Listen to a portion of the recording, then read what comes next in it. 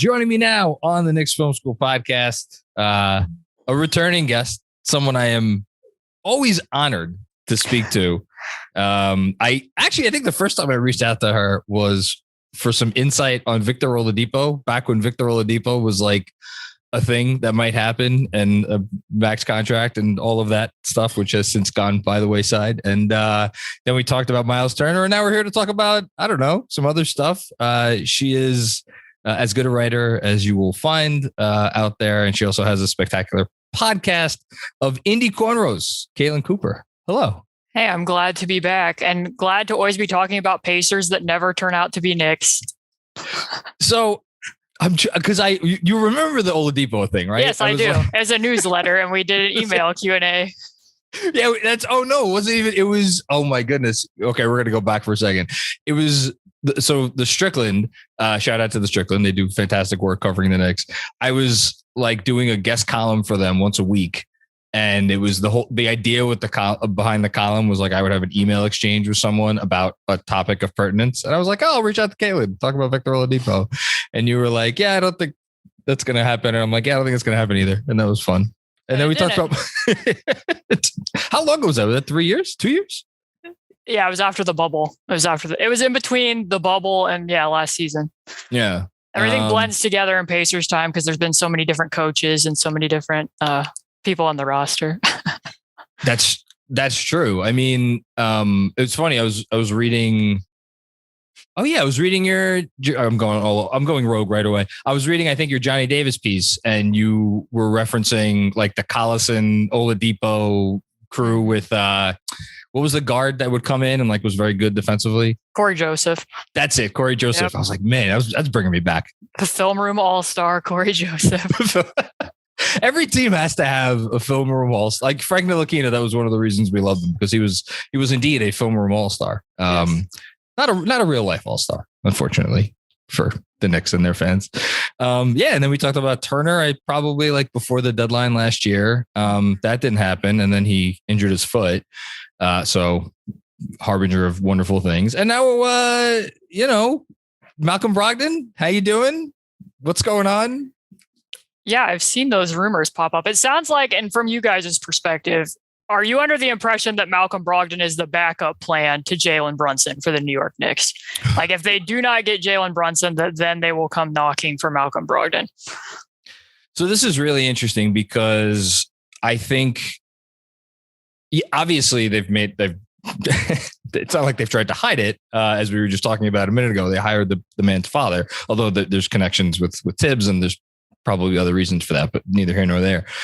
They've made no attempt to hide that they want Jalen Brunson. I think, let me put it this way. I don't think any Knicks fan believes that the starting point guard of the 2022-23 New York Knicks is on the roster. So we could start there. I also don't think anybody believes the starting point guard of the 22-23 New York Knicks, barring what I would still consider to be a shocking trade up, and we'll talk about trade draft stuff in a bit, for Jaden Ivey. I don't think that player is going to be in the draft. And unless you think Tyus Jones is going to take New York's mid-level exception, which like, I don't know. I know you watch a lot of NBA ball. Tyus Jones is a pretty good player. I think he's probably going to get a little bit more than that from Memphis, right? Yeah. Whereabouts, maybe. Yeah. Yeah. So what are the options? It's like, if New York is a team, which they allegedly are, that wants to not like go for a ring now, because they obviously can't, but like is not planning on tanking, and they want to improve at the point guard position.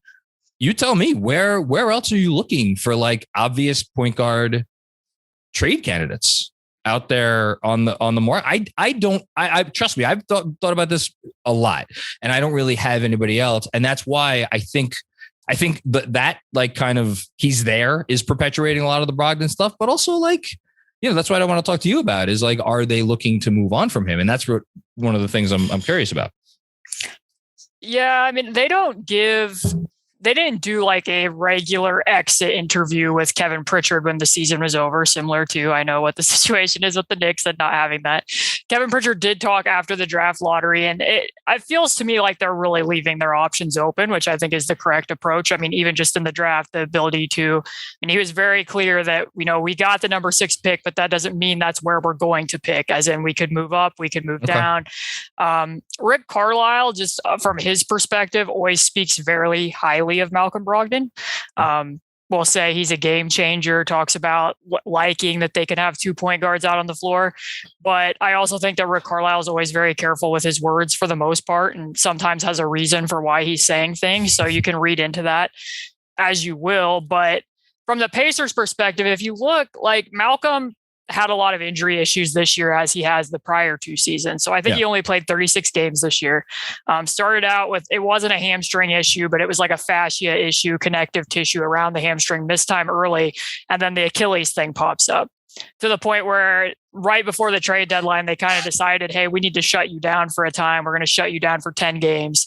And then the trade happens with Tyrese, and he doesn't play until after the All-Star break. So he comes back and decides he wants to play for those 8 games, wants to show that he wants to compete because he's a competitor. What'd you make of that? How was that taken, I should say? As in, do you think that they were resting him because they didn't want to win games, or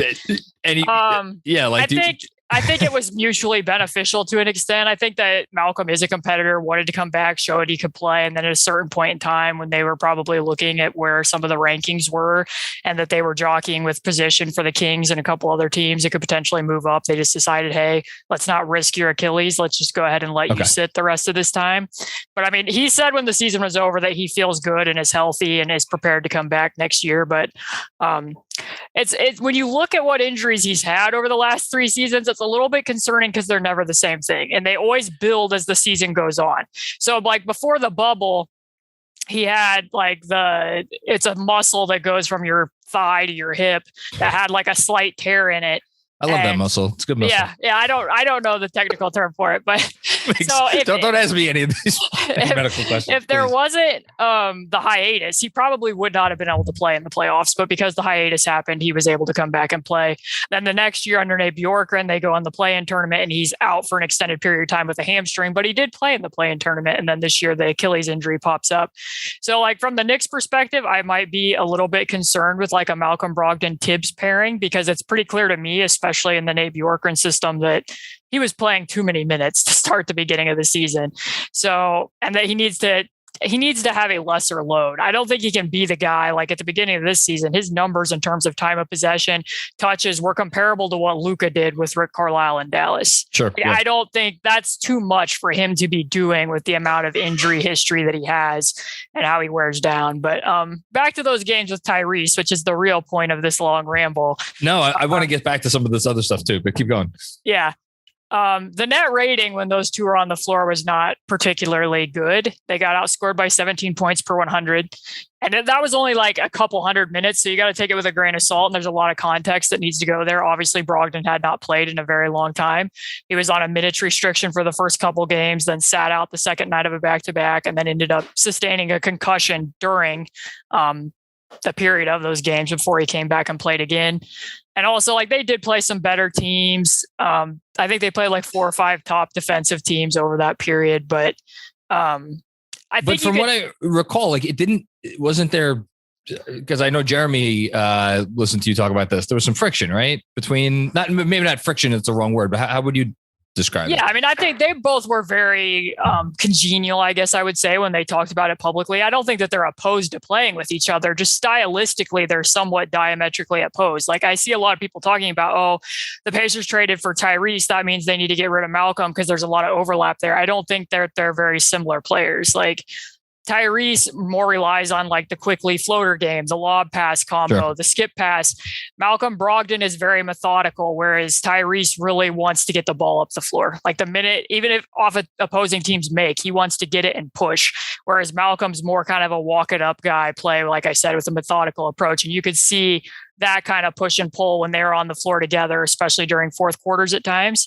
And even just how they approach like isolation possessions is very different, because Malcolm is the type of person where, like, especially if you look on Synergy, but I mean, you can see it with your eye test too, that like if he's going off a ball screen and he goes left, he's almost exclusively going to drive. And if he goes right, he will shoot. So a lot of teams do the weaking coverage. They're going to take the pick away and force him into that and force him to drive into a crowd because that's what he does. Then a lot of opponents also duck under the screens because his pull-up three-point rate, especially going to the left, is very shaky. So there's ways to scheme around Brogdon. And then the reverse, Tyrese is somebody that against a switch, his numbers look good against switching and against isolations, but he can be very deferential. Sometimes he doesn't even take good shots, and he really leans on jump shots in those situations, step backs. So depending upon who the opponent is, you have two sides of, both sides of the coin. If you need somebody that can drive against a switch, you have Malcolm. If you don't, you have Tyrese. But I don't find them to be very similar. It's just that stylistically, like to give an example, they played the Pistons. This was a game they lost. They're in the fourth quarter. I think it's about like 6 minutes to go in that game. And Tyrese gets a switch against Killian Hayes, and he just can't get into the paint with that length. Like a lot of Tyrese's drives are like, 10 feet from the basket is where the drive kind of ends, which he's very good with eye manipulation and being able to, like I said, read the skip pass lob floater combo, and his overall feel for the game is very good. But there was a switch at that point where it's like, okay, now the offense is going to start being run through Malcolm. And then every possession with Detroit switching, and Isaiah Stewart really improved, I felt, at switching out onto guards this season. I would agree. Yeah. So Malcolm's just running everything, and it just becoming isolations and all drive isolations. And he's not the best finisher in the world. And Tyrese is being an observer, when it felt very much like, at least from my perspective, at a certain point in time, if you can't score in the half court, you need to start, picking up the pace. You need to get into actions quicker. And even after a timeout, they're inbounding the ball, and it's to Malcolm. So I think that the Pacers moving forward, and what they said after the trade deadline, was that we see Tyrese as our point guard of the future. And that felt like a very telling statement, because when Malcolm left the Milwaukee Bucks to sign with the Indiana Pacers in restricted free agency, he said, my best position is point guard. And it felt like, I'm leaving Milwaukee because that wasn't really an option for me when Eric Bledsoe and Giannis were out on the floor. I didn't get to do a lot of that. I was in a spot up role. So when he came to the Pacers, he wanted to show he could be a point guard. Then the Pacers go out and get somebody who's their franchise point guard. And completely in defense of Kevin Pritchard when he said that, I agree with him. Tyrese has a much better feel and passing, playmaking feel than what Malcolm Brogdon does. But in that regard, and then soon after, like what I referenced with Carlisle very much said, like, well, this is great because now we have 2 point guards on the floor. And I'm not going to. That's Rick being a smart guy. Right, exactly. And he's like, I'm not going to have to call plays with these two guys because they're both just so smart. We're going to have them both out there on the floor. And like I said, I never felt like there was any tension, like personally, between those two players. It's just, and they're not those kinds of guys either, from what you could tell, at least. Yeah. And it's just that when all we have is this small sample size of 8 games to go off of, and it's not just like, yeah, they got blown out by the Memphis Grizzlies by 30 points. But if you break it down game by game, they were a net negative in all 8 games. And they won some of those games. And Malcolm Brogdon himself didn't play poorly. It's just, and defensively too, there's a little bit of a chasm, I guess I would call it, because Malcolm Brogdon, you really don't want defending point guards. His positioning at the point of attack is not good. He can't really keep up with speedy guards. You would much rather have him defending wing players, whereas Tyrese gets overwhelmed by point guards at the point of attack, and you would rather have him off ball as well. So like, you really don't have a point of attack defender with the two of them out there. And defensively, like they never had the option to play with Miles Turner because he was out that whole time, and their defense as a whole was dead last in the NBA after the trade deadline. Like it just flat out wasn't good, and they went to a lot of switching. But you could see what some of the defensive issues were out there with the two of them as well, where I think they gave up like 127 points per 100 with both of them out there. That's less than ideal. Yeah. Those are them some Kemba Walker numbers right there. Okay. So would it be fair to say at this point in your estimation that this is, whether it is a marriage that ends in 3 weeks or whatever, 6 months, I don't know when the trade deadline is from here, or, next offseason, like this is not, you do not foresee this being the long-term backcourt of the Indiana Pacers. Is that fair to say? I'm kind of I mean, I would agree with that. I mean, they're very much pushing over the summer And I think it's somewhat purposeful. I don't know. You'd have to ask them, but they're talking about their young core a lot. That Tyrese, Chris Duarte, Isaiah Jackson. We got some of that too. Which again, leaves me with the impression that they're going to be very potentially open to moving, especially Malcolm Brogdon and Buddy Hield. And then when there's subsequent reporting, like with the Knicks, that the Pacers also have interest in Jalen Brunson because of Rick Carlisle's connection to Jalen Brunson in Dallas, that tells me that they're open to sprucing things up with whatever else that they could get that would be younger and closer to fitting Tyrese's timeline. Because ultimately, I think, like, when you look at Tyrese's usage rate with Malcolm on the floor, like, again, Tyrese by nature is going to be, he's very inclusive in the way that he plays. He's very deferential to his teammates, but his usage was 16% when Malcolm was on the floor and 20% when Malcolm was off.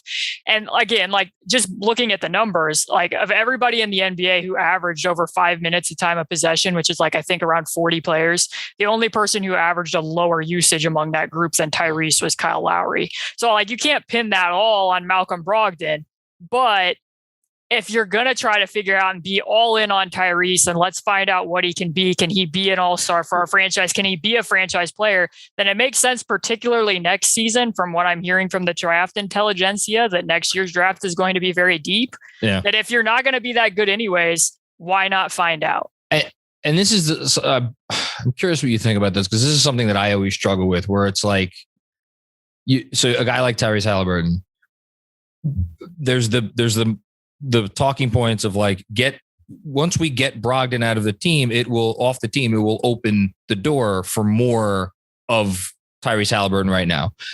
But as you just described, Tyrese Halliburton is probably not ready for more right now, at least if you have an interest in like winning basketball games. Like we've had a lot of that with RJ Barrett over here. Although I would actually argue that the team improved when they put the ball in his hands more, but that has as much to do with Julius Randle as anything else. Again, neither here nor there. So it's like, it makes sense, even if eventually, like, I don't know if you feel differently. I've always seen Tyrese Halliburton as like, oh, that's the third best guy on a championship team type of player. You know what I mean?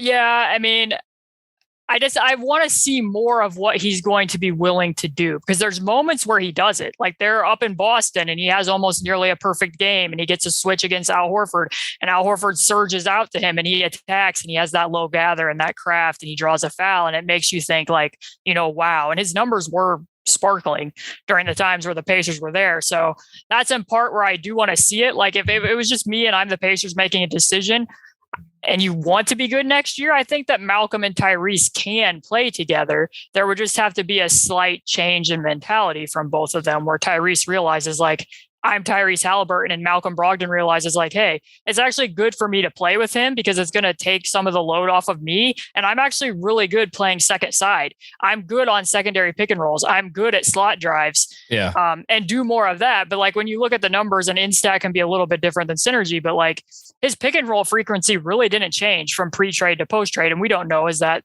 the primary bend in the defense or is that a second side?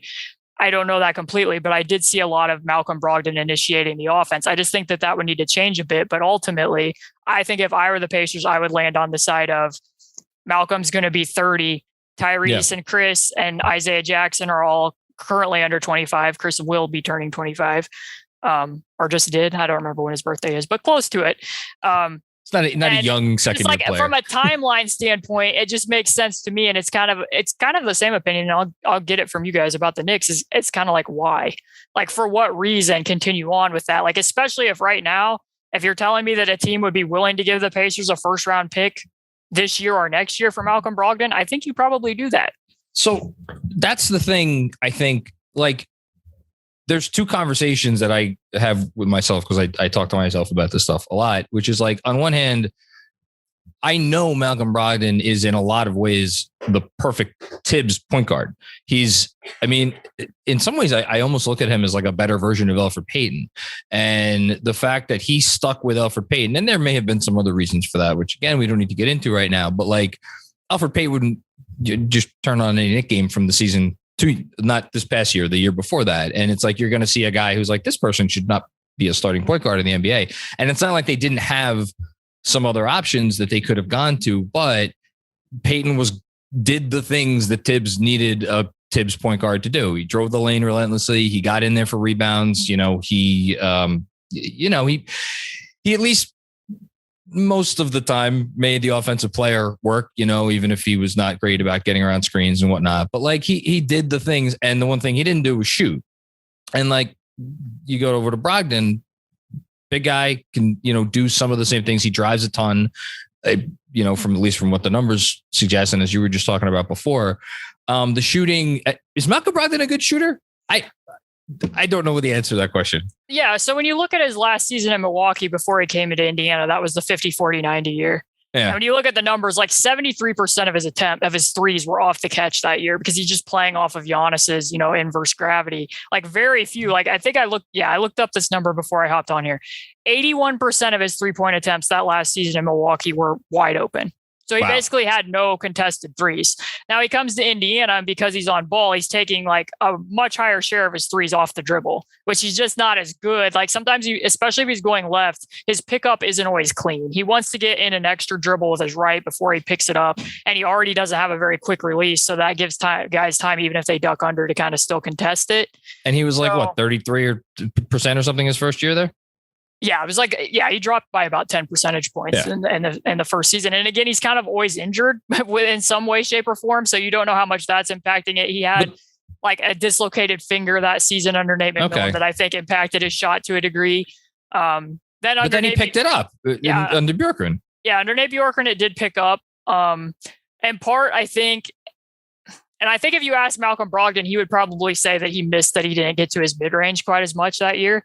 A little bit more of it was off the catch to Brogdon's credit. I mean, Nate Bjorkgren was a lot more open to running offense through Sabonis and doing, draw and dish from the paint than what Rick Carlisle was this season. So, but that being said, like his numbers, I mean, more of Brogdon's threes were open this season. He just wasn't making either type. He wasn't making threes off the catch at a very high rate or off the drive. And I think, you could see his burst on drives, especially before they shut him down for the 10 games with the Achilles, that it was impacted, and the lift on his shot. So then when he came back in the 8 games, this is what was interesting. Like he was pretty much like a paint missile. Like he averaged like 22 drives over those 8 games, was averaging 6 free throw attempts off of those drives. But if you go back and watch like the one game against the Wizards, he's just like torching them, like torching Kispert and everybody that they're throwing at him on slot drives. And to the point where they end up throwing 3 defenders at him by the end of the game because he's just getting, chest to shoulder advantage on everybody. But like one time Denny's guarding him and like bounces off of him. Brogdon's very strong. Denny's a good isolation defender, bounces off, gives him like 5 feet of space to shoot a 3. And Brogdon has no interest in shooting the 3 and drives into him again. So like he drew the free throw attempts, but it did seem like his shot, like being off as it was impacting some of his shot selection to a degree, even when he came back. So I think that the off the catch shooting, like I think Tyrese only assisted Brogdon like 7 or 8 times, I want to say, in those 8 games. Like, it's an interesting total. Yeah. Like, and part because he wasn't making threes off the catch to a high. I mean, it was better than before, but still, like, and just as a point of reference, like I think he assisted Tristan Thompson in 4 games, like 7 times.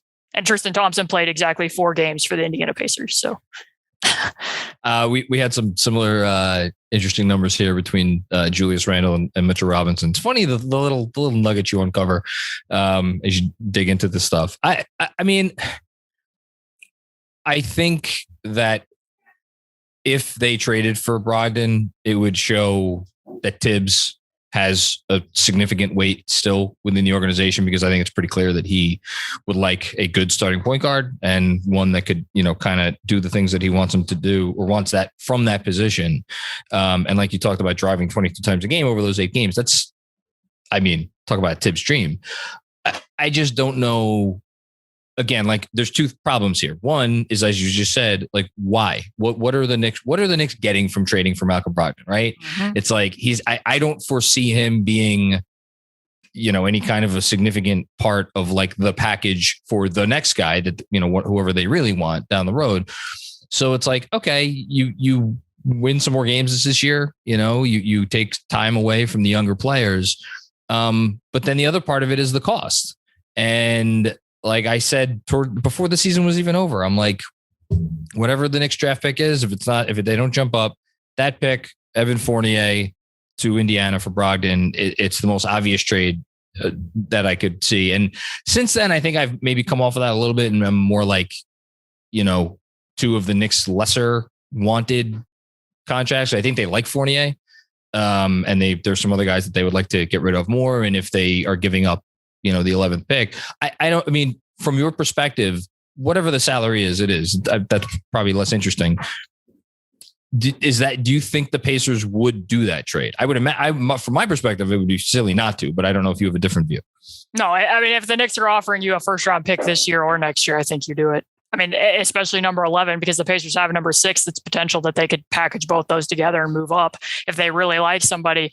And Kevin Pritchard, it wasn't in the public media availability, but he did have quotes with 2 of the local beat reporters sidling, I believe, where he essentially said that like adding more young talent is exciting, kind of leaving the impression to me that they would like to add potentially more than 1 or 2 players in this draft. Interesting. So if they could get another pick, I wouldn't be completely surprised by that. But yeah, I mean, I just think for the Pacers perspective, for Brogdon or Buddy, which Tyrese had better results with Buddy, which I mean, kind of makes sense because they've always played together.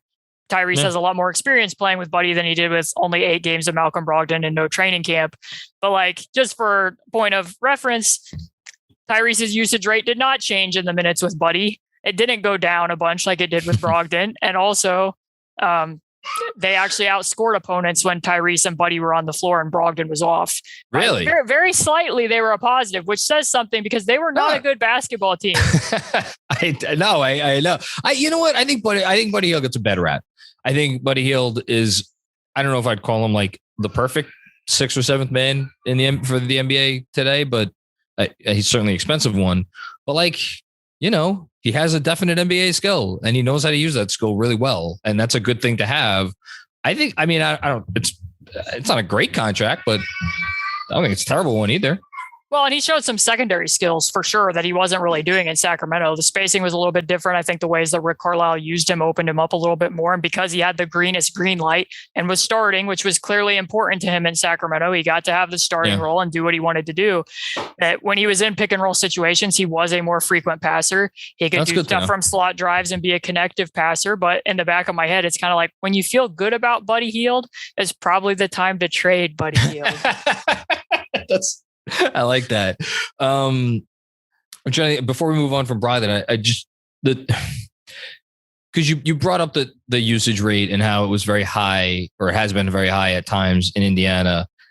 Like, that's the other thing I always wonder about these situations. It's like, just because it is better for a player to have a lower usage rate and it's better for the team and it's better for him in myriad ways, like it doesn't always mean the player is going to do the thing that is best for him or, for his team. And I just wonder, like, if Malcolm Brogdon, and again, I should probably just come out and say it, I don't want them to trade for Malcolm Brogdon. And it's not because I don't think he's a good basketball player. It's not because I don't think he could help them. For me, I'm like where your mindset seems to be with the Pacers about how they should approach this year. That's how I like the Knicks to approach this year. I don't always get what I want though. So it feels like if he comes here and Malcolm Brogdon is the starting point guard of the New York Knicks, he's going to approach it like, I'm the starting point guard of the New York Knicks. And he's going to, and what does that mean for, RJ Barrett, who again, 4th-year player now, he needs on-ball reps and he grew with on-ball reps last year. So I don't know how that's going to go, but yeah. No, I don't completely disagree there because, I mean, it's not just the wear and tear with Brogdon. I think long-term, like I term him as a 1.75. Which means he's a combo guard, but I think he needs to be in more of an off-ball role. But I do think he's capable of running offense. I mean, to be fair to him, I think he's a very good player, just like you said. I mean, in the first season that he was there with Sabonis, when they were running pick and roll and 2-man game, it was like a guaranteed bucket. Like you just knew that the two of them had that degree of craft. But then the longer he was in the point guard role, you kind of started seeing teams scheming for him more and more, where it was more weaking. They were seeing more unders. And for whatever reason, they didn't use a lot of rescreens. I don't know if Nate Bjorkgren just wanted to get paint touches out of that and move the ball, but they weren't really giving Sabonis as much breathing room to do the rescreening. And then this year it was kind of the opposite, where early in the season, Brogdon was seeing a lot of blitzing and traps, and they were having like a minor allergy to getting the ball to the middle of the floor. And he wasn't always finding the angles there. So like he can make plays for other people. I just don't think it needs to be his overall, main job 100% of the time for you to get the best out of him. But like what you mentioned with Quickly, I mean, Quickly and RJ both showed things over the back end of the season. I mean, I love Quickly. Especially Quickly. I mean, I know it's like what I mentioned with Tyrese, like he doesn't always get deep drives, but I do think he did a little bit more of that, showed more change. Both of them showed more changing and pacing. I felt, Quickly being able to get a little bit deeper off of floater range just makes difference when, teams actually have to defend and rotate over to him. And when he was attacking more at full speed as well, I felt too. So his drives were getting a lot better, and he adjusted to, I don't know if I shouldn't be precise. I was going to say he adjusted to the new foul calling rules, but I felt like he mixed in a mid-range jumper in addition to the floater too. He did. He's just so crafty, and he's a really smart player, and he works really freaking hard, and like watches a lot of film. He's always in the gym. That's something that Tibbs always talks about and loves him for that reason. But again, like I don't think Emmanuel Quickly is like the long-term answer starting point guard for the New York Knicks if they're trying to, eventually do something. But for this season, I personally would rather see him be the starting point guard than a guy like Brogdon. And again, I say that, and I'm like, I could sit here and also acknowledge, like, you know what? If Brogdon was a little willing to take a bit more of a backseat, it could make sense with him and RJ. And whether it ends up being Fournier or they move Fournier to a 6-man role and they put Grimes, who's a kid that we like here from last year's draft, into the starting lineup because he gives a little bit more defense and he's just really good at spot up shooting. I don't know, but we'll see which direction they want to go.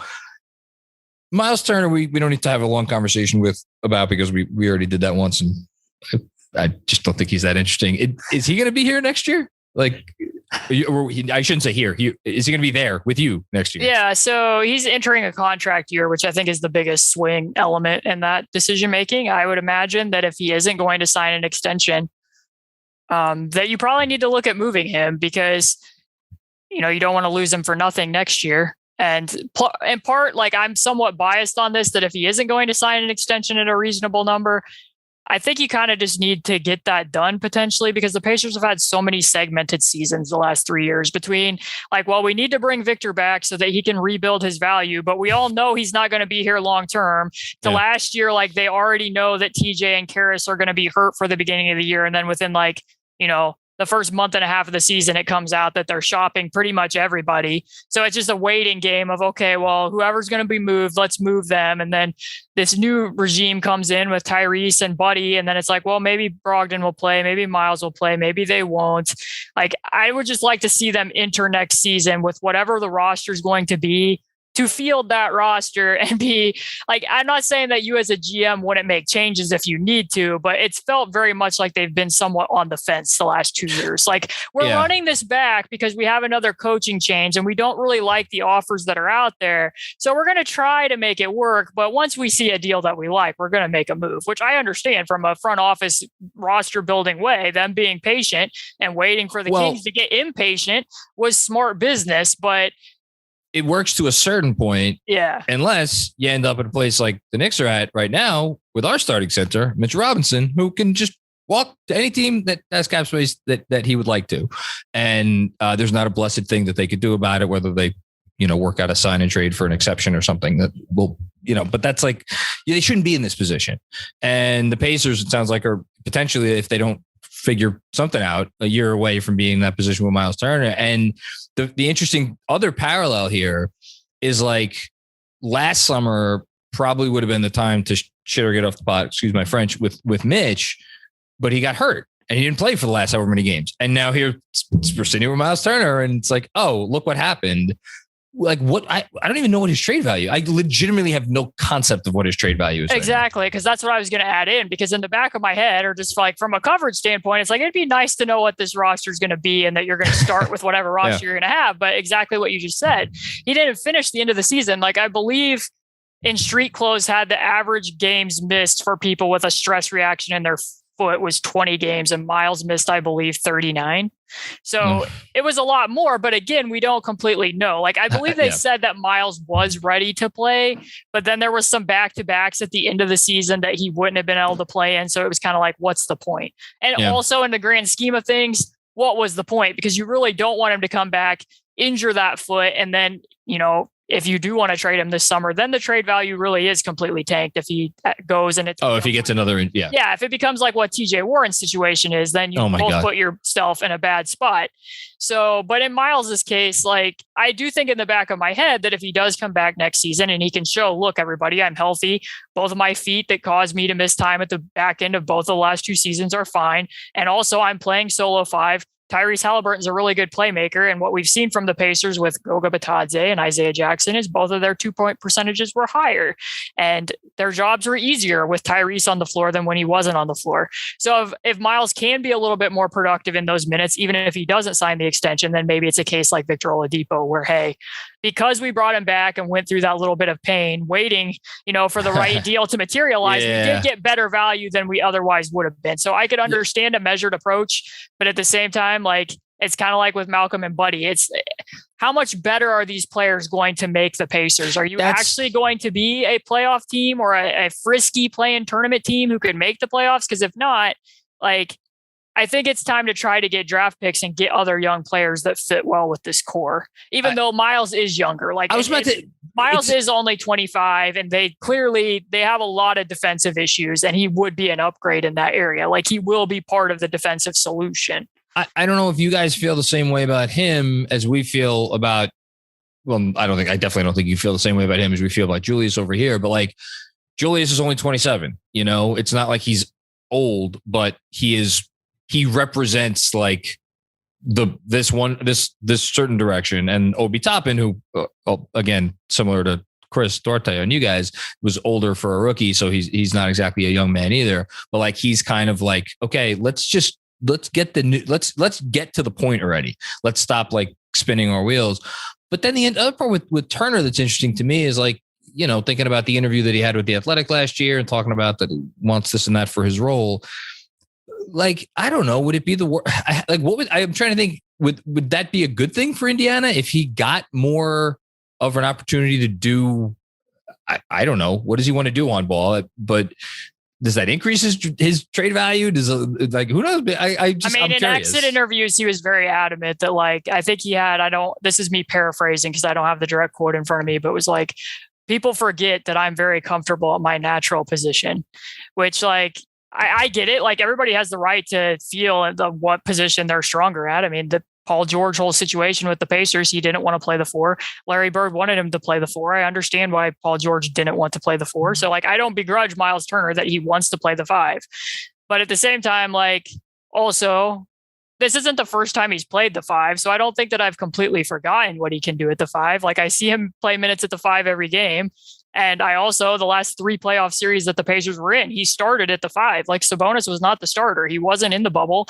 He wasn't the starting center against the Boston Celtics, and he wasn't the starting center against the Cleveland Cavaliers. So I do think Miles has shown some strides since then. So I don't think I fully still understand what exactly he wanted in that article, other than to just play the 5 and be able to get involved in more screening actions. And like, 'cause I mean, if he wants to be doing more of the Sabonis type stuff, I don't really know why he would, because it's not like, he's a guy who's going to run offense. And 2, I don't really think Rick Carlisle wants to play like that. Otherwise, he would have been doing it with Sabonis.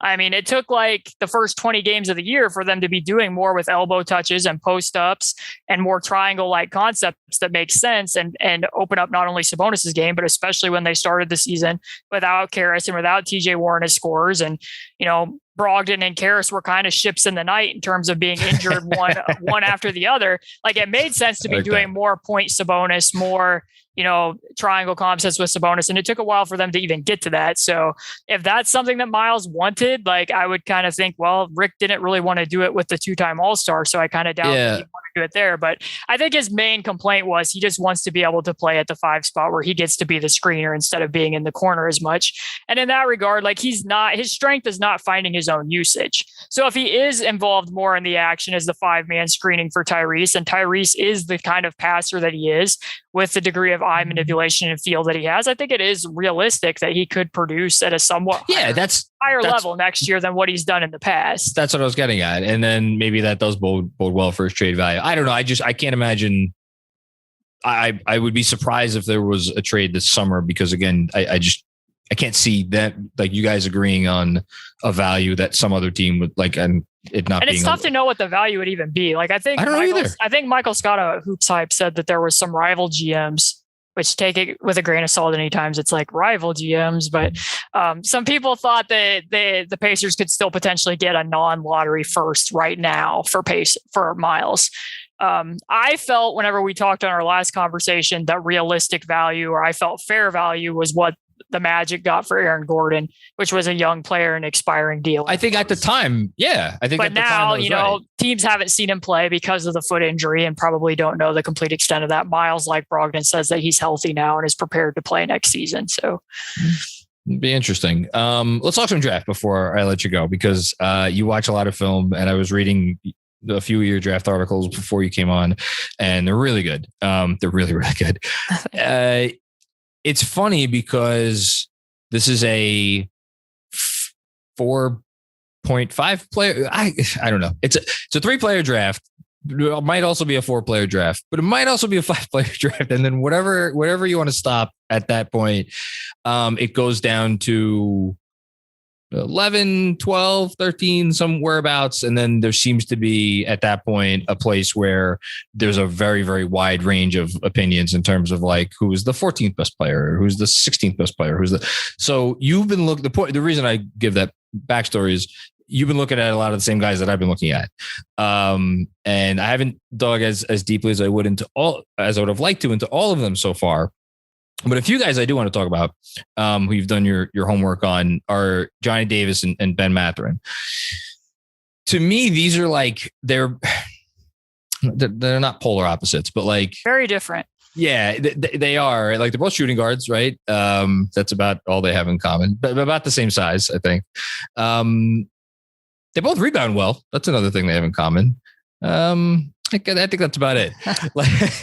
So it's very interesting for me. Like, the Knicks need shot creation. There's a shocker. Johnny Davis, he creates some shots. Ben Mathurin, not a shot creator, but he does a lot of interesting stuff and he does it really well. And like, I look at him, I'm like, oh, I get what that dude's going to be at the next level. I don't know if the Knicks are the right team for him, which is why I want to start with him for you, because I loved your write-up about how he would fit into Carlisle's offense. But 6, that's high, right? For him? Like, what are you thinking with Mathurin? Yeah, I mean, we mainly did the Mathurin pod in part because we're letting people do somewhat of requests, and because he was like one of only 2 people that I saw that the Pacers talked to at the Combine. There was actual reporting that they had been talking with him after the NBA draft lottery, and then also that he interviewed with them. So we wanted to do that one. Just from the standpoint of what you just said, like if people go and read that article, like Arizona runs a lot of NBA-like actions and a lot of actions that the Pacers already run. So it's very easy to picture exactly how he would fit into that. Rick Carlisle likes to use movement shooters, and particularly movement shooters that he can bring back to the ball. And in the sense that Tyrese Halliburton is somebody who naturally wants to play fast, and Mathurin's athleticism really unlocks and pops in the open floor. That makes a lot of sense. That you had of him like just outrunning the break, and I think he threw down a dunk right at the end of that. Yeah, like 4 Tennessee players that he just flat out outruns. That was good. Yeah, like and to a certain degree, like I think Rick Carlisle is open and wants them to play fast, but he also still does a fair amount of play calling. And sometimes you'll be seeing him like telling them like hold it because he wants to be able to call a play. So like I think that if they're gonna play faster and get a higher share of their possessions in transition, then a person like Mathurin makes sense. And I also, because he's so good at his feel for cutting and back cuts, both from an improvised standpoint and from actual play calls, I think that would fit really well with how Tyrese plays.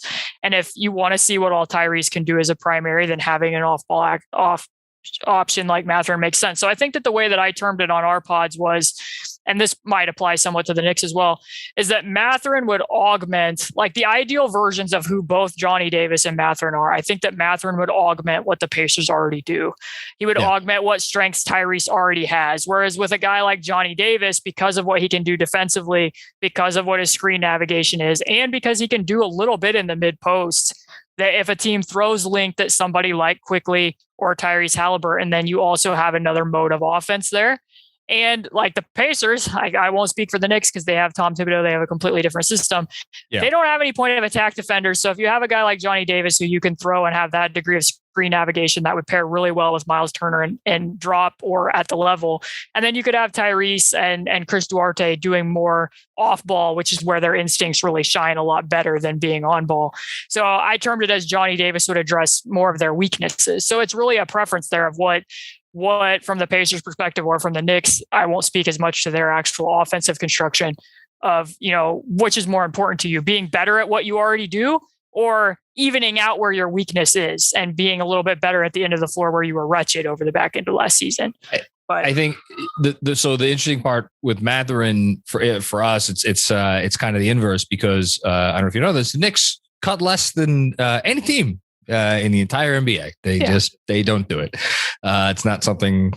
It's one of the many complaints that fans have about Tom Thibodeau. His offense is not exactly, the most sophisticated at times, or at least that's not how it appears. Like actually a talking point that we should have brought up with Brogdon, because I'm just imagining like late games, teams switching in a Tom Thibodeau offense, and it's just like the Alec Burks ISOs only with Brogdon. But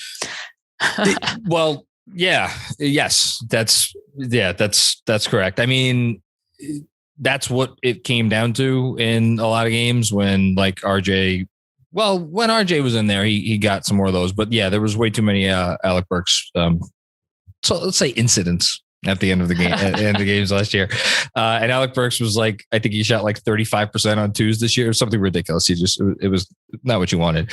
But I don't know, like Mathurin does a lot of great things. I don't know how he would be used here because they don't do the things, like they don't run, so are they going to run a lot more if they have? I mean, some Knicks like to run, like Quickly likes to run at times. Obi, God knows, would run every possession if he could. And he does often run on every possession. Doesn't mean he always gets the ball.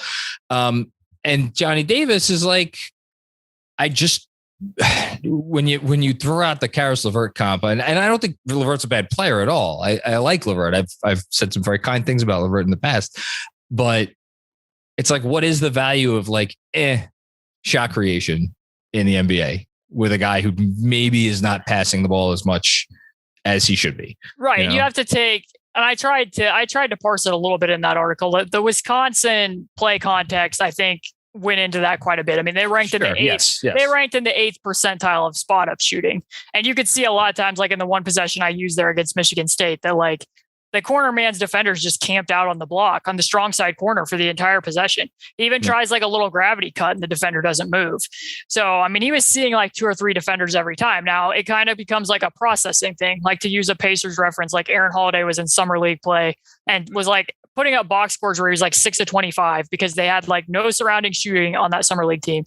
And he was just like getting off every bullet in the holster. And it's like, okay, but at what point, like from a processing standpoint, do you want to see that person be able to make the play? I understand why Johnny Davis didn't do it. I think he's capable of passing. You can see him make film. Yes, 100%. He just doesn't always do it, which was also the case with Karis. Karis is a capable passer. He just doesn't always make those passes and doesn't always see the periphery of help defenders beyond just what his man and the screener's man are doing. But, I think some that people will have to think about with Johnny as well is when we talk about advantage creation and you look at Karis, there's be times on his like short mid-range twos where Karis with his long strides and his herky-jerky game would actually have advantage over his defender, would still stop and pop for 2. In Johnny's case, there's more instances where I do think he's athletic. He has sneaky, like more, he has more football like strength where he's able to work his way in tight spaces, but he has to play off of contact. So he's never really getting that same initial advantage. So then you do kind of wonder, is he going to be able to do that at the exact same level in the NBA? But when you're a team like the Pacers, I wouldn't really be projecting him to be primary anyways. I'd be wanting to use him as a secondary playmaker away from Halliburton and then be able to use him in situations, like I said, where, there's times where you're playing the Cleveland Cavaliers, the Cavs are switching Evan Mobley out to Halliburton. Halliburton wants no part of that. So, hey, let's try to post Johnny in the mid post and run a split cut above him and get a shot for, Chris Duarte at the top of the key. Like that's a nice wrinkle in a way that they could fit together. I mean, I don't know. It's kind of a philosophical question that you just brought up there with Benedict Mathurin with regards to Thibodeau's offense versus Johnny Davis with regards to Rick Carlisle's, because is adding a player going to force Tom Thibodeau to do something like, hey, we have this guy who's. You want the answer? Because I can give it to you right now. Well, but like if you have this guy who can make improvisational cuts and find his own usage, is that going to help the offense become more inventive, or is it just going to remain stagnant and you're just using this guy and it becomes stagnancy? Yeah. Same with Johnny Davis. Like, is having this guy going to help you to look at different areas and modes of offense, or are you just going to plug him into what you existing already have? Which in Rick Carlisle's defense, their offense is pretty good as it is. Like, it wasn't like a top 10 one, but from like a process standpoint, I can watch it, see how they're manipulating defenders, see where they're moving taggers, and say, yeah, that's pretty good offense. But it does make you question, like, if you just add high-paced guys, will a Rick Carlisle team that hasn't played it's been in the bottom 5 of transition, frequency for like 8 years now, suddenly play fast just because they have those guys? Or would it just be that you have those guys and you're still not really playing in the open floor all that much? Yeah, I mean, isn't that what differentiates like the good coaches from the great coaches? Like Tom has adjusted to his offensive personnel when it's, I think, high level offensive personnel. But I'm not sure I see him adjusting too much to a rookie, coming in and especially since we've heard reports of maybe some push and pull between him and the Knicks front office. A couple more, and then we're gonna get you out of here. Are you a Shaedon Sharpe team? Maybe. I think that there was reporting that the Pacers had met with him at the combine. I don't remember that specifically, but he is actually a person that I have put on my Twitter that I'm not going to profile, in part because like I understand like the one and done rule, I think, has painted us to a degree that we just think that these people that don't have 1 year of experience just can't possibly play in the NBA, when clearly, LeBron exists. Lots of people straight out of high school exist. It's just from my standpoint, I'm not a general manager. I don't have access to his workouts. I haven't seen these incredible workouts that are apparently happening. I would just be like looking at random high school film on YouTube, if I can even find it, and be trying to write like a deep dive on it. So people have asked about it. I'm like, yeah, we're not going to cover Shaedon, which I fully expect then that the Pacers will take him and I will have no coverage on it, because that's what always happens. He was probably already the most fascinating player in the draft. And now after his pro day, and like, there's still not a whole lot of class. It's because it seemed like it was trending towards like, okay, Ivy's probably 4, and then it's Sharpe and Murray and something like, give or take at 5, 6. So obviously you guys are at 6. And then the other two more quick things. I want one, Dyson Daniels. Have you looked at him yet? Do you like him? Are you planning on looking at him? Because he's the first guy I looked at for the Knicks, because he's very interesting to me. I'll just say that. Yeah, I mean, I believe that the latest Draft Express mock had him at 6 at the Pacers. He is not a person that we've done a deep dive on. That's supposed to be for next week. So spoiler alert that people know that that's what we're going to be doing next week. But just on the surface, I don't know that I think that he's probably overall the best fit with Tyrese, unless the Pacers just absolutely think that he's the best player available at that spot. Yeah. By comparison to potentially some other options. I think that Keegan Murray fits a lot of the things that the Pacers actually have need for, in addition to complementing and addressing some of the things that I think would help Tyrese in a lot of ways. I'd like to see him next to Tyrese. That would be fun. Yeah. Like, I think that makes a lot of sense. Like, and again, you'd have to know, because Keegan was obviously the number 1 post-up efficiency player in the NBA, and he doesn't post in a traditional way. I mean, a lot of times it's out of cuts and quick seals. He puts in his work really early. But, Rick Carlisle hasn't been super amenable to using the post as an option, aside from like turning a post up into a screen for a drive. So if you're not going to be really open to using the totality of what Keegan Murray can do, maybe you're not as interested. But in the sense that, like, when we did our draft profile on him, I pointed out that they were running like a staggered action where the first screener flips around and comes off the second, which the Pacers and a lot of NBA teams run. But like, I used the example, like, this is something they ran for Justin Holiday. And Keegan comes off that, flows into side-to-side action, and then cuts, and out of that cut, stops on a dime and goes into a post-up, has to reach outside of the radius to get the ball, spins, and it's basically like him hunting a jump shot, and that's how quick it is.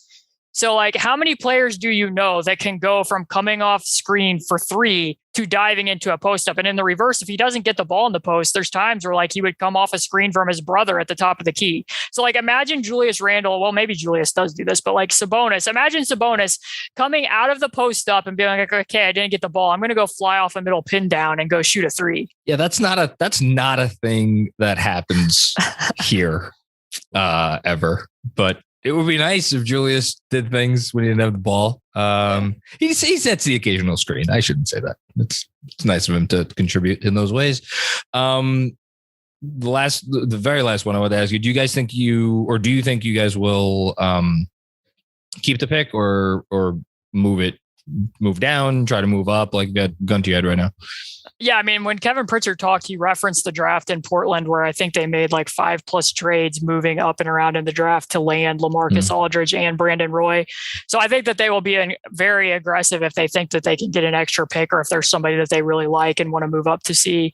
So, I mean, there was a lot of coverage here in Indiana because they were at the CAA Pro Day and they were seeing, their entire front office was seeing, they're watching Jaden Ivey. But like, to add some context, I mean, Ivey and Halliburton. Jaden Ivey wasn't the only player working out. Like, when you watch AJ Griffin, they were there, and they, like, you could see them sitting in the background of the AJ Griffin workout, of other player workouts that were there as well. That doesn't mean they don't like Jaden. I just think that the likelihood of him falling to 6, I don't think is very good. Like, I think that they would have to be moving up to find some way to do that. I do think it's kind of interesting because I think that Tyrese would optimize Jaden, but I'm not entirely sure that I think that Jaden would optimize Tyrese. So again, that's somewhat of a philosophical question. Like, maybe that doesn't bother you, but I don't. I was gonna say I'm trying to figure out, as I'm starting to look at Jaden Ivey, because there's been some rumors around here of like what is his ideal, what does an ideal offense look like surrounding him, and that's something I don't think we quite know the answer to yet, because he has a unique combination of skills. Right, and because at Purdue, like. And Matt Painter's offense is very sophisticated, and he was obviously working around, Travion Williams and Edey as well in terms of what their strengths were in the post. But, part of the good thing about that is we do have a sample of seeing Jaden Ivey do things like what Victor Oladipo used to do around Sabonis, where it's like, okay, we're going to use your speed in the corner, and you're going to almost play possum and be leaning over, bending, and the universal sign of decoy. Then you're going to explode around those screens and get downhill. And, they ran a lot of that stuff, a lot of those gut DHOs, in addition to after, I want to say it was around the Illinois-Michigan game where they started letting Ivy do more out of the high pick and roll, and what you'd see in the NBA, where, like, I think the common talking point is like, well, imagine Jaden Ivey when the paint isn't clogged anymore and he can just, get into the paint and be driving and kicking. I don't really love the Ja Morant comp completely. Like, I know it's unfair. Yeah, I know that his mom was an assistant coach with the Memphis Grizzlies, and he has worked out with Ja Morant in the past. But like, I don't think that they have the same passing creativity at this point in time for him to be a guy who's just, getting into the paint relentlessly and making those types of passes. I think he can grow into that some more, but I see him more, and I don't really like player comps, but I do like the idea of how Victor was used, especially in his first season with the Pacers, getting to do pick and roll stuff, but also being able to play around, dribble handoffs and stuff that Sabonis would do and come off screens as well. And I think that we've seen both sides of that with Jaden. So, Vic needed to play. Part. He needed to play next to a point guard. He was at his best when he was playing next to a point guard, and I think that's going to be the case with Ivy too. But I don't know. Is I guess maybe Halliburton could be that. I don't know. I'm fascinated by this draft because I think there's going to, as you kind of intimated with what Pritchard said, I think there's going to be movement. I think the Knicks are going to try to move up. Would you do 6 for 11 in a future very lightly protected Knicks first? I don't think they'd do it because I don't think it gets them Ivy, but. Yeah, I mean, I guess it would have to depend what they really think about their draft board and how much they would like. I mean, I think that most teams are probably going to like next year's draft better than this one. So don't the Knicks have the Knicks have Dallas's pick next year, right? Am I correct in that? Yeah, but like great. 27th pick in the draft. So yeah, exactly. So I'm guessing that's the one that the Knicks would be willing to give up. So well, oh my God, I'm sure they're going to be tossing that pick around like crazy if it would actually get them something, but I don't know. I don't think they're getting into Ivy range unless they give up a pick in next year's draft that has a chance to be good. And we got Brock Aller over here, and he's like the master of the pick protection. So we'll see how that goes. My general sense is that after the season the Pacers just had, which they kind of have to be disappointed with, even with the circumstances of the injuries and everything else, like you don't come out of kind of talking about, not that they were guaranteeing a trip to the playoffs, but that was the goal when they hired Rick Carlisle, to come out of that and then, be one of the 5 worst teams in the NBA. I think that they're going to want that talent in the gym next year. Okay. But that's just my initial impression. And for me personally, and this is not me speaking on behalf of them, if they're going to make a short-term move and be trading that pick for a player, like, I think you need to be doing that with assurances that you're going to be getting the type of player who's you're not just going to be doing it with the ceiling of being a tough out anymore. Cause they've been doing that long enough. Like, if you're going to make a short-term move, it needs to be a short-term move that, you're going to be potentially in the playoffs and moving deeper into the playoffs, not just more of like, well, we traded this pick for a veteran that makes our complementary core more complementary, and we're going to be a plucky out. Like, it can't be any more of that.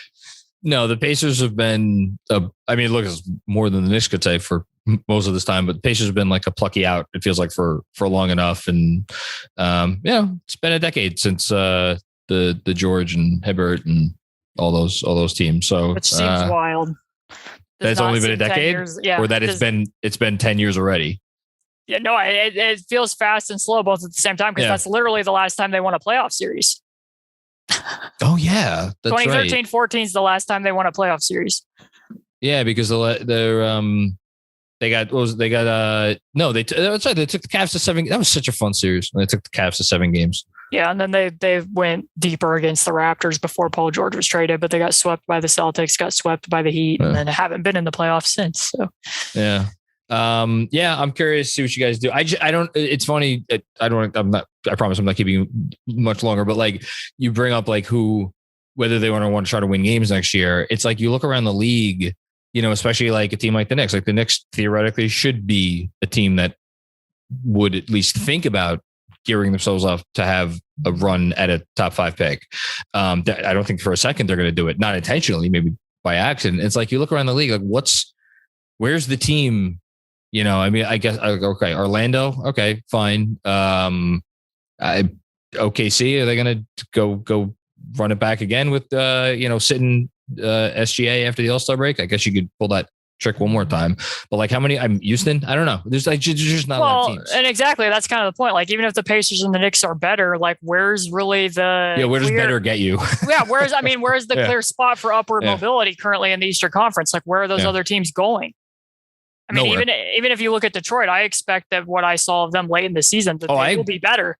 Yes, they will. I 100% agree with that. Like, if you told me Detroit was going to have a better record than the Knicks this year, I'd be like, okay, that's sure. It wouldn't shock me.